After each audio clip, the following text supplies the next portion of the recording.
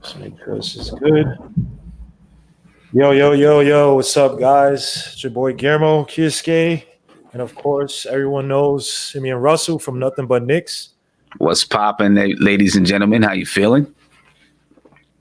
Yeah, man, I'm feeling good, man. Hopefully, you're doing well as well. I'm feeling good, man. My Giants got me in a little bit of pain, but besides that, I'm feeling all right. I'm pretty sure you. I don't feel pain anymore with the Jets, so it's pure apathy right now, man. You got people like your boy Steve Young, who just basically said that he could teach Sam Darnold how to be a better quarterback, but I think right now we're tanking for Trevor Lawrence. So unfortunately, we're giving up a good quarterback who I believe is good for the sake of Trevor Lawrence, an unknown, even though he's killing it at Clemson. But it is what it is, man. But yeah. So just I know we get into some basketball, but are you done with Sam Darnold? No, I'm not done with Sam Darnold. Oh, okay. I like Sam Darnold. I like him a lot. I think he's talented, but when you look at the Jets and the Giants, I mean, you have one organization, the Mauer family. You have a new coach in Matt Judge. And I like what you guys are doing for Daniel Jones, right? You guys have guys like Slayton. You're trying to build an O-line. I know it's going to take time. You got Andrew Thomas. You got Hernandez. I think you have either Zeitler. I can't remember the dude you guys brought over, but you have the other guard. I mean, and it's a work in progress, but you actually have a coach who's trying to game plan around the guy. On the other hand, you have the Jets, who are woefully inept, who have a terrible ownership, who have a coach that I don't know how he's in business. It befuddles me how he's still coaching. A guy who had Le'Veon Bell, doesn't want to use him properly.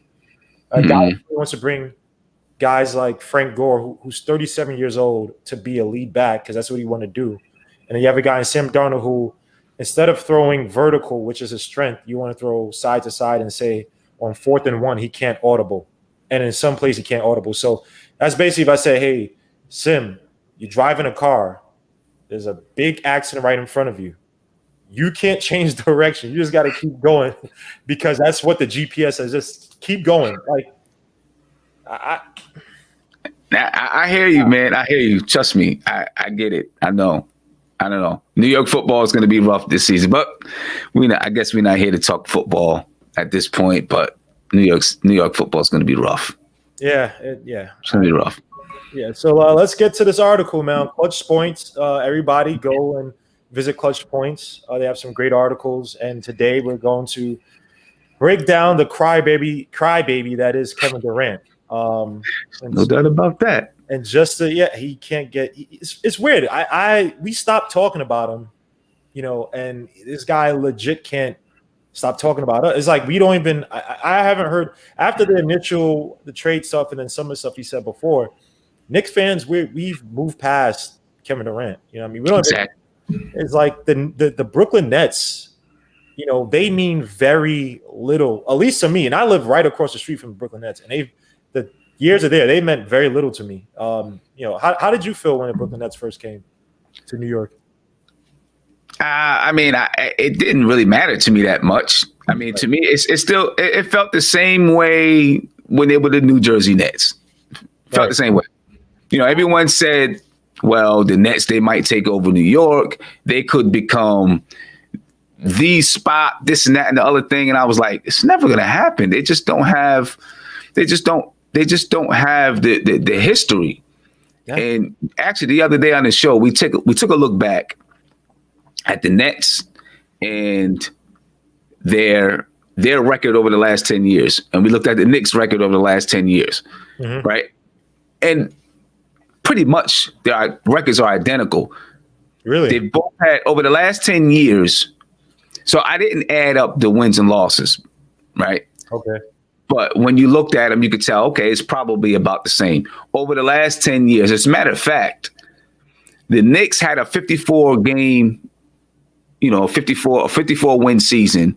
The Nets, over the last 10 years, they've only had a 49 win season. Would that have been the Atkinson year or the? That was the year. Nope, that was the year when they had Paul Pierce, Kevin Garnett, Joe Johnson, Darren Williams, and those guys. Wow. Oh, by the way, the all those guys basically built the Celtics dynasty with that big trade. Everybody wants to Exactly. kill the Knicks, but Exactly. it is what it is. The Nets basically the Celtics that you see now. Thank the Brooklyn Nets for that, but Thank them. Exactly. he get killed.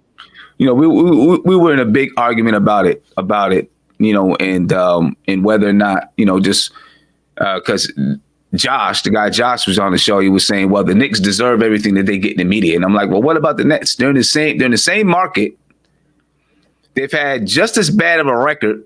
They've been to the playoff. They've had, in the last 10 years, they've had a winning record 3 seasons. The Knicks have had a winning record for 3 seasons over the last 10 years. Mm-hmm. They're the same. The Nets have been to the playoffs 4 times in the last 10 years. The Knicks have been to the playoffs 3 times in the last 10 years. Because the Nets went this season. But for the most part, it's been the same. Now, obviously, they got KD and Kyrie, and we'll see how that's going to work out for them. By the way, the previous Net owner, Prokhorov, I mean, he's had some question. He has a questionable past, and yet, people want to kill Dolan, and rightfully so on the basketball side. But I just laugh at how inept the Nets organization has been. I mean, they had a guy in Atkinson that they were building up. That team was building up. I know he had his flaws, but you go after KD and Kyrie, and you threw away anything with regards to chemistry, with regards to what you're already building, and I mean, we're gonna get into with this KD and Kyrie, 2 mercurial stars, one guy in Kyrie who left the Celtics, and Kemba Walker is not a better player than Kyrie Irving, but that team is playing way better than they are with Kyrie Irving. Kyrie Irving to me is probably one of the most talented, if not the most naturally talented, not in terms of success, but talented guards I've ever seen in my life. And he couldn't make the Celtics. You got a guy in KD who, let's be honest, he is an alpha talent with a beta personality where, he left the situation OKC, fair enough. He wasn't getting along, or, let me say he wasn't getting along, but it wasn't a system fit. He wasn't growing. He wasn't learning with Russell Westbrook. It's fair enough. But then you go over to the Warriors, and we've all heard about the stories where he wanted to hang out with the guys, and Steph Curry was like, well, yeah, I'm just gonna go back home and hang with my family, after the game. I'm not really gonna go to a club and that stuff. And he tried to be like how A-Rod was when he joined the Yankees. He tried to take over the Derek Jeter of that Warriors team and try to make it more so about him in a weird sense. And despite the fact that when he was on the court, I mean, he was one of the most dominant players in probably the most dominant system. And it wasn't enough for him. He was never satisfied. And so now we see it. So I mean, we get to this article. I know you probably want to get on him a little bit. So as I read the article from Clutch Points, by the way, everybody go visit Clutch Points. Article it starts off with KD appearing on a Joe Budden podcast, and he said he was bothered by Knicks fans and the media incessantly asking about his plans of free agency during the 2018-2019 season. By the way, I think that happens to every superstar. I think that happens to even every B-list, C-list stars where it's like, hey, you're in the area. Where are you going? Come to the Knicks. I don't know why he's special, but here's what he said. What you mean? I'm sorry, let me not do this voice. What you mean? They wanted me for a whole year. I was trying to chill and just play and worry about my season. The Nets forward said when asked about why he feels the need to continuously talk about the Bakers until today via SB Nation. All the Knicks fans, those Knicks media, they bothered me the whole year. But when it's my time to talk about it, I got to shut up now. I've been wanting to ask these questions for a year. Now that I'm available, it's a problem. How do you feel about this? I just don't get it. Why? What's the purpose? You're with the Nets, right? Why is there any focus on? I know people are going to ask him questions, but why is there any focus on the Knicks at all? You're with the Nets. You got KD. You got Steve Nash as your coach. Why worry about the Knicks? That's why I just don't understand it. Why worry about the Knicks? Why not just say, hey, you know what? I'm with the Nets. I'm done with the Knicks. I'm not playing there. Boom, and be done with it. I just don't understand it. I don't understand it. In some ways, I feel like maybe he's trying to save face because he hears all the chatter from Knicks fans that he wasn't, he's too soft, right, to play in New York. He didn't want the responsibility. He said it himself. I didn't want to be the savior, blah, blah, blah, right? And so Knicks fans coming at him. So now I think he's trying to save face a little bit. And somewhere along the line, I feel maybe there's something shaky in Brooklyn, and he's like, maybe I made the wrong decision. I don't know, but I'm just saying. No, let's talk about it. Let's talk. I mean, I have my opinions on that, but a lot of mirror what you just said. Let's talk about the shaky situation in Brooklyn. Now, they just brought in Steve Nash, who is the KD Kyrie selection, by the way. So basically, I don't know who the GM is for the Nets right now, but essentially they're tying their bandwagon to a guy in Kyrie who's mercurial and who's weird, plays to his own drum, and you got a guy in KD who is coming back from an Achilles injury, which is probably one of the toughest injuries to come back in basketball. What are your predictions for that team? Because last time I saw it, when they had D'Angelo Russell, Joe Harris, Chris LeVert, they had Jared Allen. They were humming as a team. Now, obviously, Stephen Atkinson had his flaws, but he ran a system, the high pick and roll system, where there's a foundation. So there was ways for him to learn, but there's also a system that exploited. It made guys like Joe Harris money. It made guys like Dinwiddie money, who became one of the top pick and roll point guards in the game. And now you're basically tying your bandwagon to Steve Nash, who's a first-time coach. Mm-hmm. He's a teacher. But let's be honest, I've never heard about Steve Nash's aspirations of becoming a coach before. So he's going to have a bunch of players who fit in one system, the Atkinson system, or who did better in that system. And then you also have guys who are coming in this year. If you remember that bubble, and I can't remember the names, but the Nets actually had a few players I've never heard of who were doing relatively well in the bubble. Right. And now you have KD and Kyrie. So yep. How do you think, what are your predictions for that team in the Eastern Conference? It's really hard to say. About Steve Nash, I think he has a great mind, right? Wonderful mind for basketball, but you need more than that to be a coach. Who knows if he has it, right? You've got to be able to tell a player, no, we're not going to do this. We're not going to do that. We're going to do it this way or that way, right? Can he manage those personalities, and can he be that guy? That's one question that I have about Steve Nash over there in Brooklyn. I'm not sure Kyrie is going to be able to stay healthy for an entire year. And I feel like we see what happened with the Clippers this year. And I can see that same thing happening with the Nets next year. I mean, it's going to be the same thing. You're bringing in two guys that haven't played together before. Personalities are going to be different. Everything changes, right? You're going to bring those two guys into the locker room. Everything's going to change. You bring Steve Nash in. Everything is going to change. They got to find a way to make it work. Just like the Clippers, and you're hearing all this noise come out about Paul George and all this stuff with the Clippers now. You got to find a way to make it work. It's not easy to just make it work just because you put talent together. I agree. And so I'm a little bit iffy about it. I really am, because so KD went on the Joe Budden show podcast, and he's talking about the Knicks, this, that, and the other thing. But he also brought up that he was not the person who wanted to hire Steve Nash. He brought that up because, of course, that was out there, right? He said they asked him about it, and he was okay with it, and so is Kyrie. You know why he said that about Kyrie? Because some reports came out saying that Kyrie was not all on board with Steve Nash. Now, obviously, these are all rumors that's out there, but I read it somewhere that, maybe Kyrie, I think it was in the New York Post, that maybe Kyrie that something came out and said that Kyrie was not either not fully on board, or I don't want to say fully on board. Maybe he was questionable about it. So is he trying to put some confused?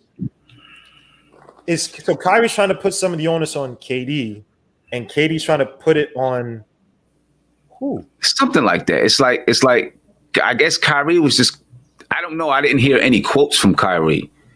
Just from what I read, it said, Kyrie was maybe iffy about Steve Nash. And so KD on the Joe Budden podcast, he said, no, I'm not the one who hired him basically. But they asked me about it, and I'm good with it, and so was Kyrie Irving. So he made sure to put it out there that yes, Kyrie Irving was good with it too. So I I don't know if you guys think the Clippers were bad. I mean, you got people in the Clippers; they don't really talk, so everything is conjecture here and there. I heard about Paul George trying to give a rah speech after loss, and people blew it off. But KD's not, Kawhi's not going to talk. Those guys ain't going to talk. You're talking about a Brooklyn Nets team, so I saw when. KD has to be. I don't know. What's it describe? He's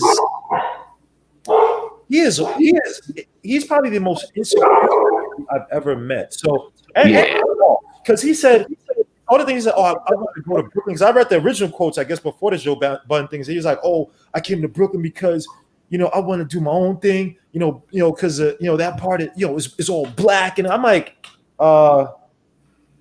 I lived in that area since I was 12, right next to Barclays Center, 161 South Elliott Place, 170 South Portland. I lived there since I was probably 10, 12. That place ain't black. It is. They got a nice Whole Foods there. They got an Apple store there. They got the Brooklyn Barclays Center. They moved a whole bunch of black. So I'm thinking, I'm like, in my head, this guy, I don't know what it is. And I wish that he would take the coaching because I feel that if you found the right coach who could kind of be a Svengali and speak to his brain and not just, hey, you got to go on but kind of there's something in KD that I don't know what it is that he needs security in because when you come out, you're talking here and you're being so for things that don't, and it's to create drama. Like when you're talking about how you feel about KD, I meant to make the analogy that look, KD reminds me of like the really hot woman who they need attention, but they act like they don't want it. So he's gonna do if there's another pretty woman that's getting attention, blah blah. Even though she's the baddest woman there, she's gonna do something to try. All right, I gotta bring it back on me, and then like, oh, why you? It's like, really? Like, come on, dude. Are you serious? So that's Katie, because we were quiet about. Okay, you go to Joe Budden thing. Even the way you could talk about the Knicks and say, hey, look, because let's be honest. I don't think all those New York writers were just lying, and we know lies New York writers lie.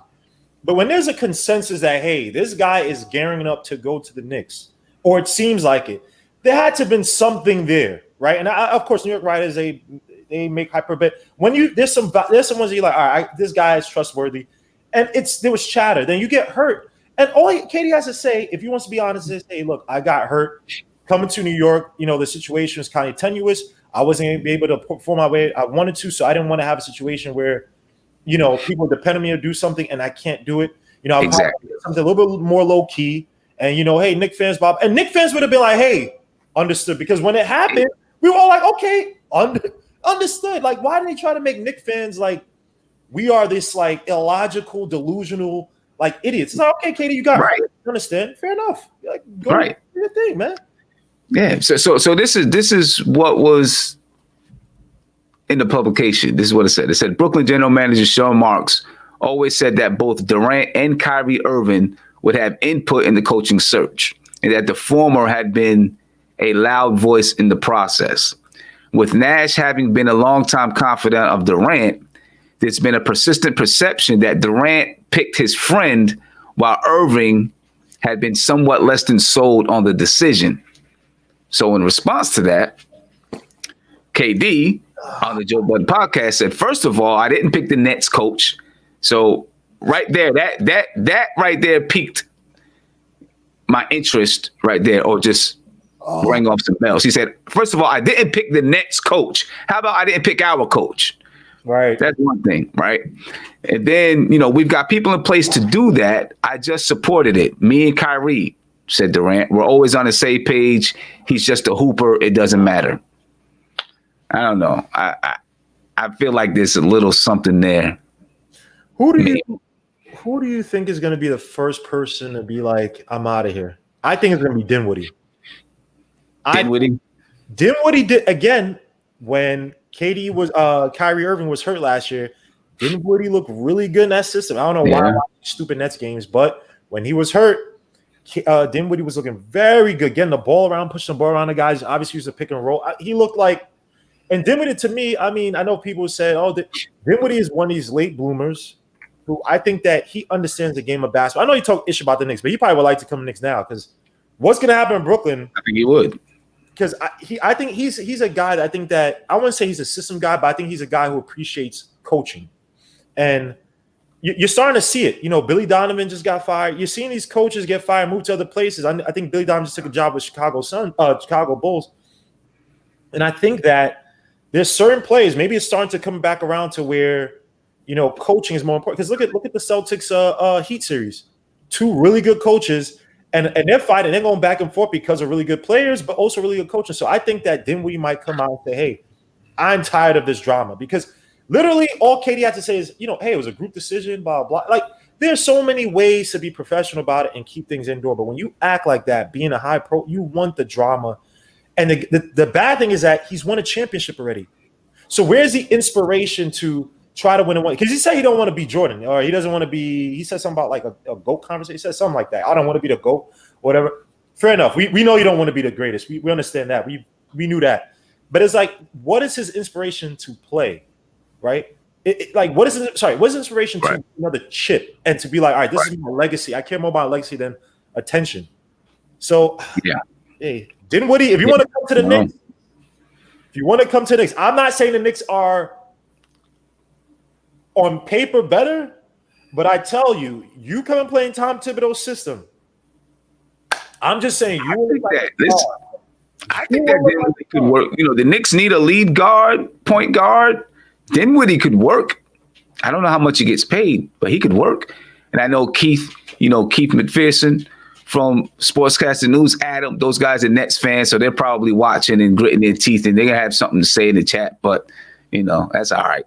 I mean, hey, Keith, well, like this, Nets fans, I know you guys on paper love this trade, but you're seeing what KD has done. KD, I don't know who his Bengalis are. I don't know who his leaders are. I don't know, or the people, his men. I don't know who's his people. Yeah, he's just doing things willy-nilly. And the sad thing about it is that in Brooklyn, honestly, God, I've been to one Brooklyn Nets game, but when I go around it, there's no heart, there's no passion to it. So the only time KD really gets attention is when he's talking about Knicks fans or Knicks, period. Yeah, exactly. Nets fans, I've never heard, I have yet to see a fervor of Net fans. Even in that area, there are more people who go to Ivan Tudor, Sergio whatever that guy's name, Sergio Santos Romero concerts, Justin Bieber concerts, and Nets playoff games. Like, no one cares about you guys. So to me, I almost think something in him mentally that he just can't get over, and he would be better off with a Popovich. He'll be better off with maybe even the Heat, where he could have a Pat Riley kind of be like, hey, calm him down, get him in an environment where it's just a system. He's a cog. He doesn't have to worry about trying to be this or that, or, you know, I mean, somebody to help him, because I don't know. If KD can't play this year, okay, put it like this. If KD can't play this year, the first half of the year, Kyrie's so-called leading the team, and they have enough talent where they could be good in the East, right? KD comes in mid-year. Can't you see that blowing up? Big time. I can see it blowing up big time. So it's listen, you know, obviously as a Knicks fan, all the Net fans out there, we know, you know, the Nets are better than the Knicks, supposed to be better than the Knicks, but on paper, right? On paper, they're supposed to be better than the Knicks, but I'm waiting for the building to crumble. Same here. I'm waiting for the building to crumble. You know, we've crumbled and we've got to rebuild. I'm waiting for you guys building to crumble, because I think it's going to happen. It's hard for me to see it working. And with what the Knicks are building up, I want every Knick hater to put the same vitriol you're putting the Knicks when you put it. Because what I have to give Leon Rose his credit. I was skeptical. Now, of course, we could be losing. I'll be all right, screw Leon Rose. But I was skeptical because an agent coming in trying to be the GM or the head of basketball operations, it scares me. But he's hired the right people, or it seems like he's hired the right people. He's hired developmental people. He's hired personnel guys who can try to bring some free agent stuff like that. But he has Tom Thibodeau, the tactician. Then he has Mike Woodson, who's the character guy who's an emotional guy to kind of, So I'm just saying, all what the Nets are doing, I hope you guys are putting the same vitriol in them that you're putting in the Knicks. But, I guess I set up with the KD stuff because KD is not that interesting. But how do you feel about the playoffs so far? You know what? It's been interesting. Miami is, man, I mean, I love watching them play. Same here. I love everything that they're doing. Although, I like watching Boston play too because I like all the young pieces that they have. I love all the young pieces they have. But it's just something about Miami and their determination and the will that they play with that is just different. And the defense is beautiful. It's just ridiculous. The defense is just ridiculous. And playing in the bubble, man, those role players from the superstar teams, you don't know what they really are. At home they can play well. When they're away, they don't play well. Well, when you're in the bubble, you're away all the time. So you don't know who's going to step up. Yep. It's such a different atmosphere. It's like an AAU atmosphere, right? They're all in one hotel. So they come across each other and all of a sudden personalities are different. Yeah. Right? Because you see each other in the hallway. You see each other at breakfast. I know you've probably seen the thing on Instagram when after Donovan Mitchell dropped 55 and then Jamal Murray seen him eating breakfast. Right. He's like, look who I got it. Look who I got to see. Right.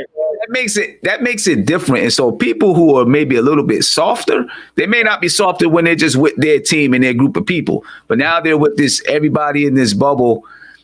They may melt a little bit under the pressure. And then, of course, being away from their families and just locked in this place, it's a little bit different. So I think we're seeing that at least with Miami, Denver. I don't know how much, is it a surprise that they're in the Western Conference Finals? I think everybody expected the Clippers to be there, but Denver was good all season.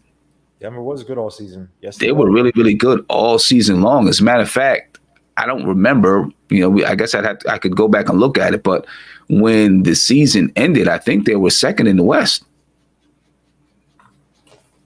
They may have been second in the West when the season ended. I'm not sure, but they were always in the top three at the very least. So for them to beat the top three.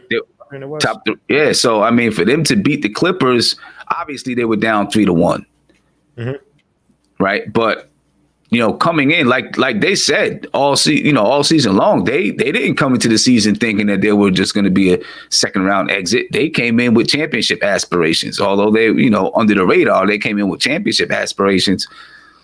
So I don't know if it's as much of a surprise as people might think it is, but because the Clippers got Kawhi and Paul George, then and they had all the hype coming in. It seems like a surprise. Yeah, someone made a good point. I believe it was on Twitter. I can't remember who said it, but they said the Clippers prepared for the Lakers, the Nuggets prepared for the playoffs. And right, yeah, this Nuggets team, man. Well, one guy who's an unsung hero is Gary Harris, who's come back. Who's played really good defense. MPJ played really good defense in Game 6, Game 5, Game 4, Game 5, Game 6, I want to say, against the Clippers.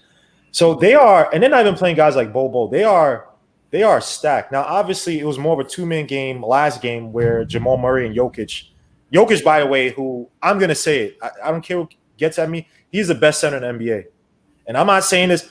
I think he has the most – he has almost close to an unstoppable shot where that little is not Dirk Nowitzki 90-degree angle shot or whatever, but he literally it's one of the most unstoppable shots I've seen where he kind of like leans back on one foot and like loops it in the air. And it's I don't know what the percentage is in terms of most talented center. I mean, obviously you could say AD and stuff. AD is I think is probably still the most explosive. But in terms of a guy, because I think of centers in an old school fashion, and the Lakers play with like AD and Dwight, so they play like two centers. They could call Dwight a four. I mean, AD a four. But Jokic to me, I mean, in the post, the 3-point shot, only thing is lacking is defense. So if you want to put an 80 over him, fair enough. But what I'm seeing from the Nuggets, I mean, Jamal Murray is slowly edging into elite scorer range. Now, I don't think he gets the calls like say a Harden does. I don't think he's the most explosive, but when he's on, and I won't say when he's on because he's not. I won't say streaky, but he has like he's shooting okay, he's shooting probably low 40s from the field, and then he has a 57-point type of I'm going against Donovan Mitchell, game 6 against Utah. I can kill you. And then a little bit below that, hey, I could put up 30 each night, in these tough games. I think with the Lakers, though, and I have to shout out to, I don't know who's doing it, whether it's Vogel or Kid, and this is where coaching comes in. We talk about all these players. The Lakers play an excellent – it changes from like a 2 or 3 man zone or 2 or 3 man look up top where – I played against the Blazers. They use it where against Dame Lillard and McCollum, where they just basically attack those guys very early on, so to stop them from shooting those deep threes and getting a rhythm. Against the Rockets. When they played against James Harden, they would wait because sometimes they know James Harden and Westbrook, especially when he's out on the perimeter. If it's laying the shot clock, sometimes they just keep dribbling, and Harden likes to dribble. So what they do is even though Harden broke it a few times in game 1. But they'll send the guys early at him to stop the dribble because they know that basically it's like it's pick up basketball with the Rockets. They don't really even run high pick and roll like that just because they don't have a Capella. They have freaking PJ Tucker. And I've seen him run against the Nuggets as well too. And it's interesting. The Nuggets didn't shoot too well from the 3 last game. I forgot what they shot from the field. The Lakers shot 40, I want to say 44, 45 from the field. I think 36% from 3. So to me, I want to see the game plan that the Nuggets have because obviously they aren't the greatest defensive team, but I've seen guys like against the Clippers, they turn MPJ, Gary Harris, they turn it on. You have to disrupt Dwight Howard from the post. You have to disrupt them in the mid-range. When you do that, it throws everybody off rhythm because LeBron James always likes to, when he drives to the basket, especially when he's the pick and roll, he likes 80 in the pick and roll, but he also likes the fear that you have to kind of account for AD. And so that kind of takes attention off of the middle from wherever AD is, and he could better serve the perimeter. That's why he saw that one game where it was like Caruso, Danny Green, KCP been hitting all these big shots because sometimes the Nuggets defense, when you see them, they're trying to run back, it's like they have to account for AD. So if you can disrupt AD off his game and allow the game to be played a little bit more honest, now you can play off a little bit on the perimeter, stop these role players, and force LeBron James to shoot. I don't know why they don't do that enough. I think you got a series. Now, obviously, last game, Nuggets won, but they could have won that. Oh, the Nuggets lost, but they could have won that game. They could have, they could have won it. I think because that's what the Lakers have done, right? Try to trap the guards, get the ball out of the guards' hands because they played 2 teams that are guard oriented, and still playing that zone type of defense up top, 2-3. I don't want to say 2-3, but 3-man front, 2-man front, whatever they decide, whatever they need to. But I think if the Nuggets, because what that's doing is it's taking away the ability. You've seen against the Clippers that Jamal Murray and the Joker could run that screen and roll, and you get the Joker with that ball at the foul line, and he knows where all of his options are. He knows where all of his options are. That trapping, a little bit of zone up top, takes away the ability to run that screen and roll. Doesn't take it fully away, but it makes it very, very tough, especially if you're playing against a good defensive team. Maybe they could try to get the ball to the Joker in the middle early before that trap even comes. Get it to him in the middle, right, and then make the defense have to collapse on him, and then he can find the shooters out there. Something like that. Pull Anthony Davis outside the lane if and then get some cutters flashing MPJ, flashing to the basket. They're gonna have to find a way to break that Laker defense because it's tough. That Laker defense is tough, man. And I didn't think the Lakers would have. I didn't think they'd have the depth to be able to play that. Like I'm impressed, man. And guys, if people don't think coaching is back, if people don't think coaching is important, I mean, you see the tactics that. And just to go, I guess, the other side to the Eastern Conference, I'm loving. First of all, we talk about the Heat. The reason why I love the Heat so much, or I'm gonna say I love the Heat. I take that back. I love what they're doing. It's because Pat Riley. Riley, I don't care what no one says. Pat Riley, we can talk about R.C. Buford. We can talk about Red Auerbach back in the day. We can talk about all these GMs.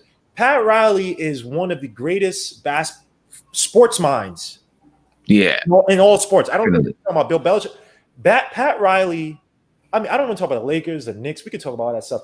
But you're talking about just the Heat. If you think about the 2006 championship season, then you think about the 2010, 2011 season. And honestly, so they had Bosh, LeBron, Wade, but they also lost against the Mavericks. So it's not as if they didn't need coaching. They needed coaching. They needed some type of development, and they did.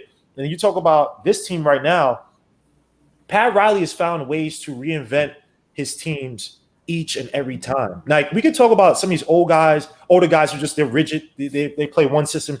Larry Brown loves his veterans. He's never going to change from that. You know what I mean? Pat Riley is the only thing that Pat Riley wants is you got to be in tip-top condition, and you got to be able to have the endurance and stamina to play all four. Even though you won't do it, but you have to be able to be on the court and not be huffing and puffing, because we want to be aggressive, at the very least on defense. And you see it, like you said. I mean, we could talk about Bam, but when you look at that team, I mean, Ty Herro's been playing better defense, even though Duncan Robinson's been getting burnt here and there. But Butler, obviously, and they have the perfect system for Butler, who is basically a voice for Spoelstra, who's a voice for Pat Riley, who's a voice for the owner. That's a beautiful synergy down the line. Yeah. So Butler's basically the philosophy on the court, and he's a talented player. And he has dipped his stats. He is the anti-Westbrook, where he has dipped his stats to make guys better.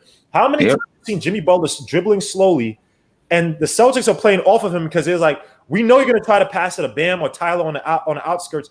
And I've seen one when they base played off, and he had like just an easy layup, because it was just like, all right, they were so scared to be like, all right, we know that he's thinking on a 3-4 dimensional level, where he's just waiting till we just collapse on him, and then he passes somebody else. And then on the flip side, Brad Stevens. Say what you want. Brad Stevens came in. I mean, Gordon Hayward came in last game. I mean, dude, but he didn't look too bad. But the way he's coached up that team, when they changed it, I believe it was 2-1, right? So it was game 3. They literally, Jaylen Brown was underused in game 2, despite the fact that every time he went to the basket, he was getting fouled. And so they changed it. Hey, take the ball out of what's name's hands a little bit more, or a little bit, take it out, it'll be in his hands a little bit less. Tatum, put in Jaylen Brown's hand. Jaylen Brown had 20-some points, went 10 for 14 from the field. Mm-hmm. And it's like and Marcus Smart, who's no one talk about, this guy's been facilitating, playing defense. Does everything. Shots, he's been doing. Everybody that wants to get rid of Frank, just remember, you want to pay for a guy like Marcus Smart, why not just develop the guy you have now? All right. No doubt about it. Because Marcus Smart does everything. He's the heart and soul. I mean, he pushes that team forward.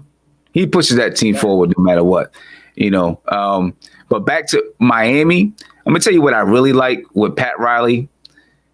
He never second guessed Eric Spoelstra. Yes, Spoelstra. Right. He never second guessed him. Right?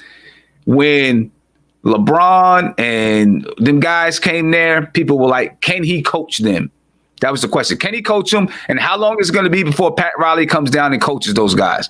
Pat Riley said, "I'm not coaching them." Yep. Spoelstra is going to coach them. Yep. Right? And he coached them to win 2 championships. Yep.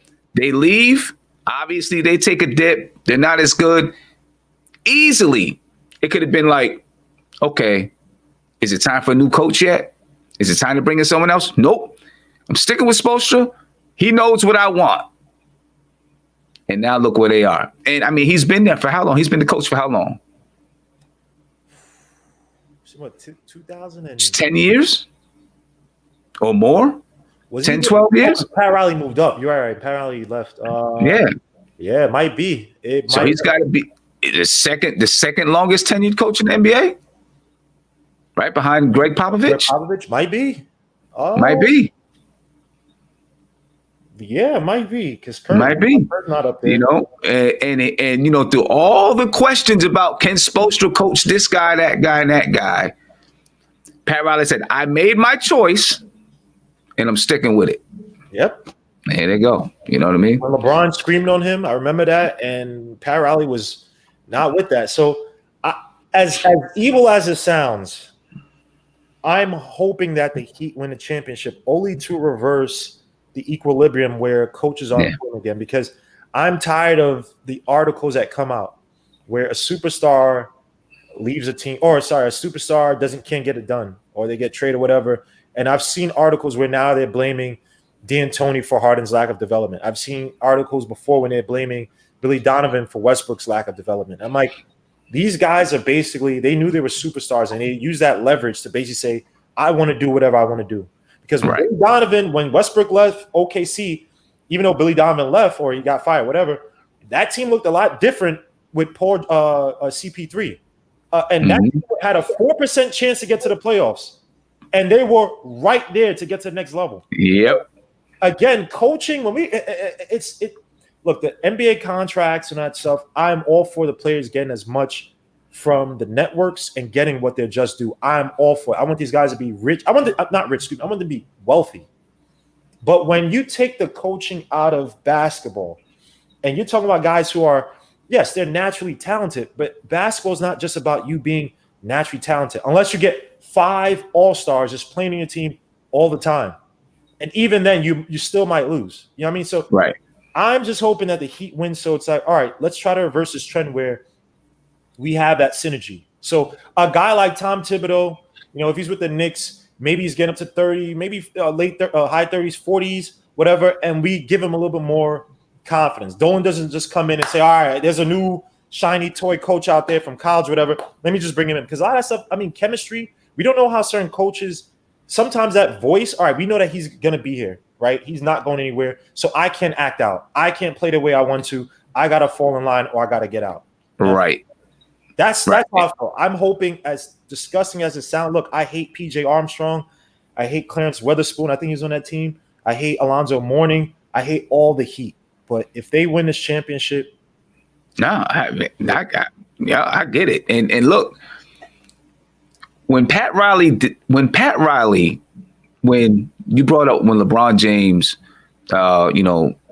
did his little bumping thing with Eric Spoelstra and all that kind of stuff, right? And LeBron wanted to have his way in Miami and all of this. And when Pat Riley, he stood his ground, right? He stood his ground. No, this is not happening. You're not having these people on the plane and doing this and doing that. I'm not firing Spoelstra because you don't like him or whatever it is. LeBron goes back to Cleveland. But what Pat Riley did is set up the same type of thing that Bill Belichick and them got in New England. This is what we do. You're either going to come here and get with this. You're not going to dictate anything. I don't care what level of star you are. You get the biggest star in the NBA, did not come here and dictate anything. Neither are you going to come here and dictate anything. Like you said, people fall in line. Excuse my dogs in the background. No, that's fine. But you said people fall in line and they. I agree. It's nothing to say, but who do you have tonight? So you got the Lakers playing the Nuggets. Who do you got tonight? You think the Nuggets are shell shocked from that absurd? It's tough because the Nuggets have always responded, but I feel like the Nuggets have always responded, and they know if they go down 3-0, it's over. It's going to be almost impossible for them to win 4 straight. Winning 3 straight, winning 4 straight is going to be almost impossible with LeBron on the team. I don't know. I kind of feel like the Lakers are going to get it, though. I feel like that game was the one for the Nuggets to get that game to keep themselves in it. I feel like now the Lakers are going to come out and you know what? We almost gave one away. We almost let this series be tied 1-1. This is our chance to put this series away. And I feel like they're going to go up 3-0 tonight. I can't, man. I feel like they might. I feel Jokic has a weird resolve. When he had that last tip-in layup it was a second. Well, it was like 2 shots before. But the one, I think it was to put him up by 1 before then he made the other. Something about Jokic, man, is a calm reserve about him that, it's just I've seen the Kings 2002, lost to the Lakers, even though they still played a game 7. But I remember Shaq saying, hey, he said he looked at them. He was like, when you're lined up, he was like, they didn't want to even look at him. He was like, yo, we got him. I don't feel the same about these Nuggets. It's like, it's almost in the Nuggets' brain. It's like, yo, what do we have to lose? I feel like I understand where you're coming from, right? Where sometimes you could be shell shocked. Like the Clippers. I think once the Clippers, when it got 3-3, and that team wasn't working as much, I think it was like, all right, we might be down. We might not be able to do this. The Nuggets, I just feel like you got a bunch of young demons who just like, screw it. I don't give a damn about the Lakers. They won that last game off luck. We got them. We could beat this team even at their quote unquote best because they did have a pretty good game. So I'm going for the Nuggets. Maybe it's just my bias. I don't want to hear about LeBron trying to equate himself to Jordan if he wins this bubble ravaged NBA, but I'm going for the Nuggets. Yeah. I mean, I'm going for the Nuggets. I want the Nuggets to win. Right. I want the Nuggets to win. I'm just not sure. I want them to win. I'm just not sure, man. I feel like because Rondo is playing great in the playoffs. Rondo is hitting through. And I feel like they have so much. They have so much between LeBron. I can't think of his name.